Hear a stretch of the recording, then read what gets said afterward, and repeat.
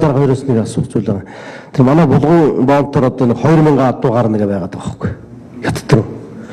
Тэр одоо гаргах уу яах уу гэдэг л одоо энэ хариултыг чухал байна.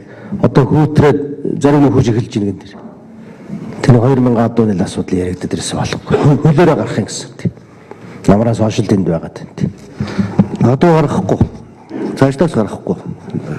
Мал амдаар нь гаргах бол Монгол төрийн бодлого биш гэж би дотроо бодож байгаа. Тэр тусмаа одоо алдууг амдаар нь гаргах бол их осолтой юм л. Тэр амтны нүдийг сохолдог, шүрмсийг хэрчдэг, тасалдаг. Тэгээд монголчин бас нэг үнэт зүйл гэж бас байх хэрэгтэй юм байна. Төрийнхөөс үлдэн залцсан адуугаа тэгээд одоо харийн нутагт аваачаад алуул хядуулж байгаа мөрөг байна. Нөгөө талаас энэ адууг бол бид нар дотроо мал мах болгож болно. Дотоодоо нэмэн өрдөг шигээгээд гадагш нь гаргах хэрэгтэй. Өөрсдөө хэрэгцээнд хэрэглэх хэрэгтэй. Тэгээд ийм учраас одоо намайг шадар цайд байх хугацаанд адуу гарахгүй гэж ойлгоорой. Мэдж байгаа. Энтэй аймгийн 9 дэх тэмцээн. Энэ уучлаад байгаа. Тэр болгон сумын засаг дарга гэдэг хариуцлагагүй нөхөр телевизээр янз янз юм ярьсан гэсэн. Тэр нөхөртөө та хариуцлага тооцсон шүү. Шадар цайд шийдвэр орчоод байхад сумын засаг дарга одоо шалгандаа тэсгэнэл юм ярьж ийн гэж би телевизээр сонссон. Тийм нөхдөдтэй хариуцлага тооцсон.